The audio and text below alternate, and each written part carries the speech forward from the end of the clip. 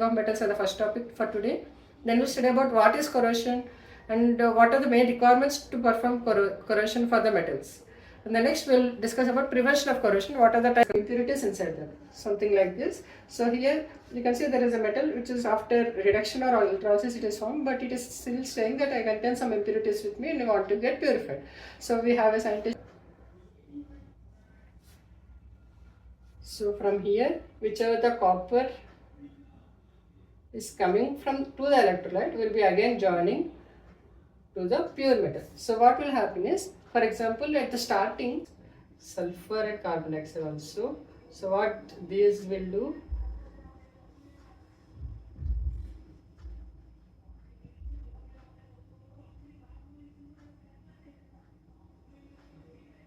so what these are doing is happening. You can see some black color texture, which is color is coated with black color. So what is that black color? The black color is nothing but the zinc coating. So why you are using zinc coating? Because the zinc is comparatively 22 portions of gold and 2 portions of either silver or copper to make it into hard. So this is also one of the example of vendor which we use general. Hello students, welcome to Power Tutorials. So today we are going to discuss part 5 of chapter 3, which is metals and non-metals of NCERT's class 10 science textbook. So if you are coming new to this video, I suggest you to check my previous 4 parts, part 1, 2, 3 and 4, and all 4 parts links I will keep in the description.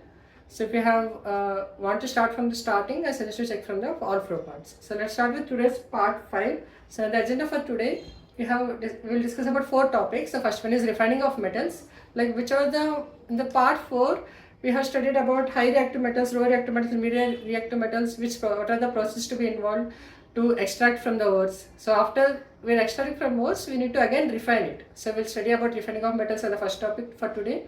Then we'll study about what is corrosion and what are the main requirements to perform corrosion for the metals. And the next we'll discuss about prevention of corrosion, what are the types can be used, other the process can be used, or oils, grease, kind of things to avoid corrosion. And also the last part for today is alloys. So alloys are the combination of metals and other metals, or the combination of metals and a non-metal also. So we'll discuss about that in detail. So let's study about the first topic for today, which is refining of metals.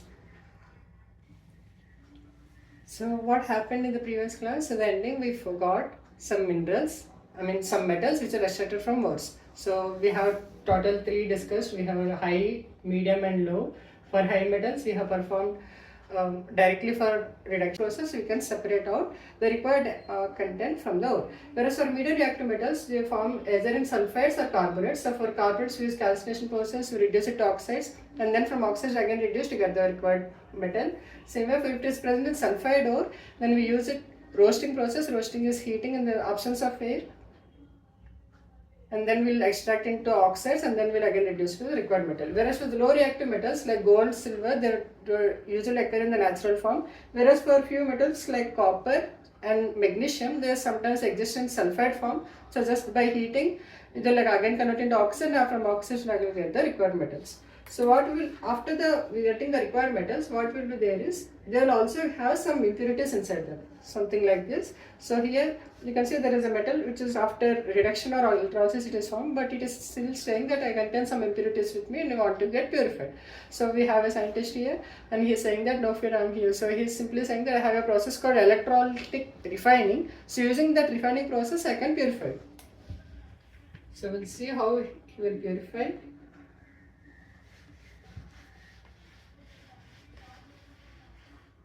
So what is electrolytic refining? The name itself it is saying it is also a process of electrolysis, where we require 2 things. One is anode, one is cathode, and one is the electrolyte. The other thing is these electrodes has to be connected to a circuit.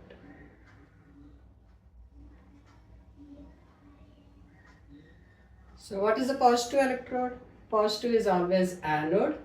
So this is positive and this is negative here. So this is anode. We call negative as cathode. And this is electrolyte. So to perform electrolytic refining, what we have to use, the impure metal which is just formed, we use it as anode. Whereas cathode is the pure metal.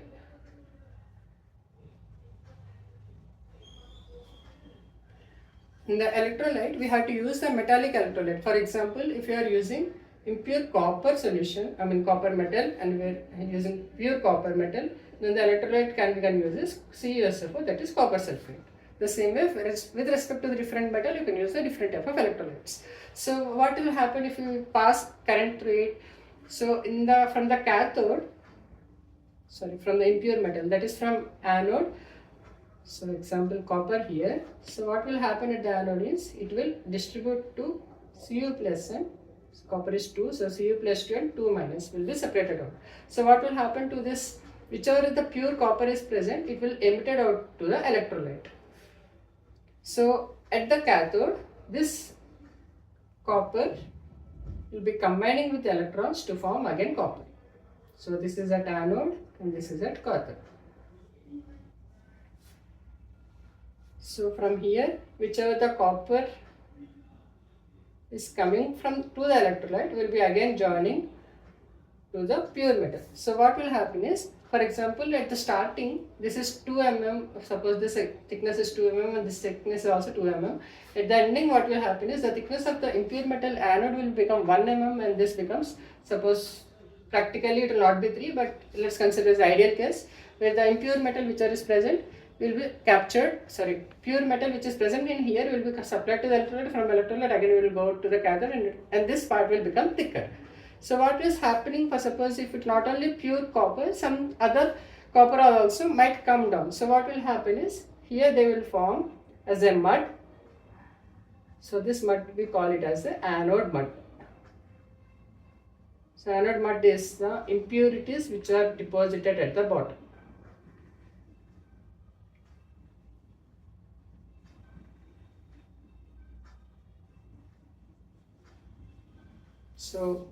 So what is the summary of this? So we have 3 things: anode, cathode and electrolyte. So passing electricity, what will happen is, what are the pure copper which is present in this anode will be submerged into electrolyte. From electrolyte it will again come back to the cathode, because at anode the charge will be distributed and the cathode side is negative. So this negative charge will be combined with this copper plus ions and it will form as a copper.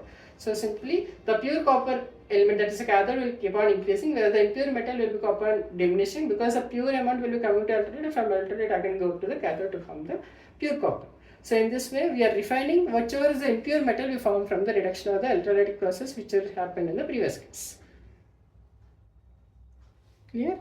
Now let's go to discuss in the first chapter, that is chemical reactions and equations, that is where metals, if combined with oxygen or moisture or water, it combines into metal oxides. So metal oxides are the example of corrosions, because for example if you consider iron, so what will happen is the iron lead rod which is present, if it is combined with air or moisture or wet material for a longer time, it will form into rust, that is iron oxide. So this is also an example of corrosion. Not only oxygen and moisture, there are also some other cases. For example, carbon dioxide which is present in air to form as copper carbonate, which is green in color. This you usually observe in your home appliances. Also, if you're using copper bottle or something, definitely you can see after some time some green color texture is formed. So how to remove that green texture? We have to use some acidic properties like tamarind or lemon, or else even also use pithambar, which is also a acidic properties. The same way, you can also observe that silver ornaments sometimes becomes black in color. So why it is becoming black? Because it reacts with sulfur which is present in the air. So it forms into black color. So what we can, if I say what is main purpose of corrosion, we can say oxygen or moisture, but there are cases we also call it as corrosion if it is combined with sulfur or carbon dioxide materials to form it into another colors.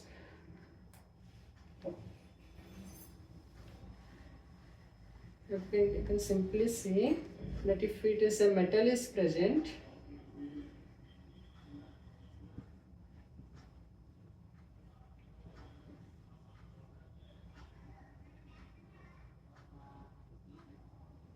then they have valent type of structures.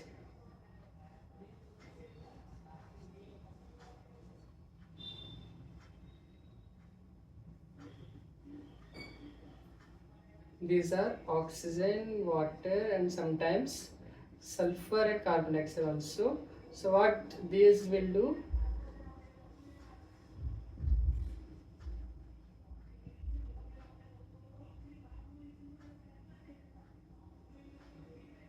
So what these are doing? These are harming the metals. They are diminishing. Even the properties get dissolved, or the thickness gets reduced, the lifetime gets reduced. So everything they will damage. So what is corrosion simply? So if a metal reacts with iron or moisture for a longer time, there is a portion getting converted into oxide, and which can be rust, for example for iron, or else for copper it can be turned to copper carbonate kind of thing, which is green in color. For it is for silver, it combines with sulfur to form silver. It forms into black color. So these are all the cases for the corrosion. So simply now what we have to do is we have to prepare something such that these will not react with metal and the metal stays purified. It will not get impacted with any metal or any of these to avoid corrosion. So we'll study about how to avoid things to be happen on the metal so that these will not attack. So we'll study about this. We're going to study about few things about prevention of corrosion. The first one is how to prevent iron from rusting. So you might have observed the main metal which you use generally in a household or else in automobiles also, the main thing is iron. So how to prevent this? The first one is painting or applying oil. And the next one is galvanizing. So what is painting? You might have observed that which are the automobiles, for example, let's consider car. So if any paint of the metal of the car is somewhat diminished and you can feel the silver color, that is the shiny iron metal, then definitely after a few days, definitely you can see some rust is appearing. So if it is painted properly, thick painting has to be done on iron metals, then no air will be absorbed into the car and the rust will not happen. But if it is any small paint is also open, definitely the rusting will happen. So the first thing is painting. Second is oiling. So even if oil is also captured properly, for not only for automobiles I'm saying, for the daily utensils or any other metals, if you're using in industry purposes, if oil is also present, then the air will not get contacted with iron and the rusting will not happen. What about galvanizing? Galvanizing is coating iron metal with zinc. So, for example, if you're using household purposes, for example, dosa pan. So, what dosa pan is happening? You can see some black color texture, which is color is coated with black color. So, what is that black color? The black color is nothing but the zinc coating.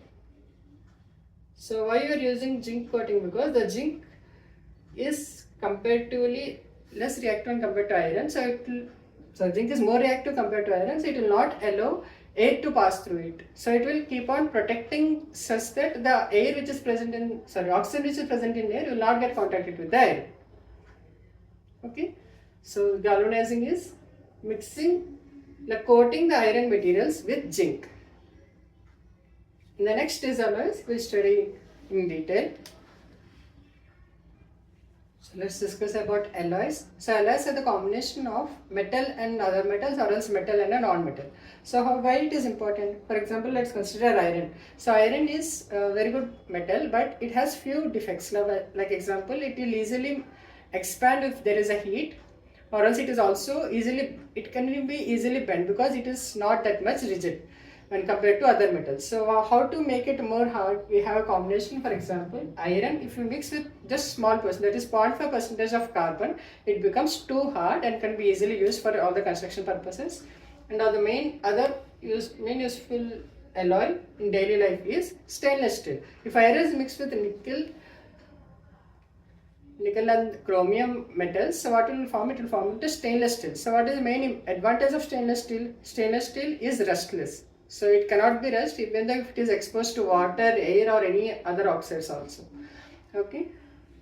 For example, the daily purpose, that is gold ornament, we call it as 24 karat. So what is 24 karat? Is a pure gold, whereas this cannot be used to make ornaments because 24 karat gold is pure gold and it will be easily bent and it is not that much hard if it is used properly. So to make it rigid, what in India we use? We mix 22 portions of gold and 2 portions of either silver or copper to make it into hard. So this is also one of the example of alloy which we generally use in our daily life. And then, so simply, what is an alloy? If you ask for the definition, it is a combination of one or more metals, or it can also be said that combination of metal and a non-metal. So how these are formed? So it is mainly done by, first thing, which is the primary metal in both the cases has to be melted, and then what are the required non-metal or the metals has to be used. There is also be converted into the required portion. Like for carbon it has to be only 0.5%, whereas nickel and chromium can be little high. So according to the required portion, all three will be combined to form as a required alloy. First we need to melt the primary alloy and then mix the required composition of the non-metals or the other metals. So in this way the metals alloys can be designed. And if any alloy is found with the help of mercury in it, we call that as amalgam. So this is important for our MCQ questions. If mercury is one metal, alloy is called amalgam.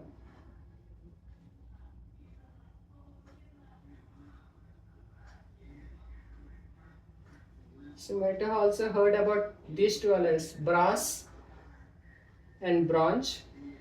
So these are not pure metals, these are also alloys. So brass is formed by mixing copper and zinc, whereas bronze is formed by mixing copper and tin. And we also have another which is mostly used for soldering purposes, that is solder. So this is also done by using two metals, lead and tin. Tin is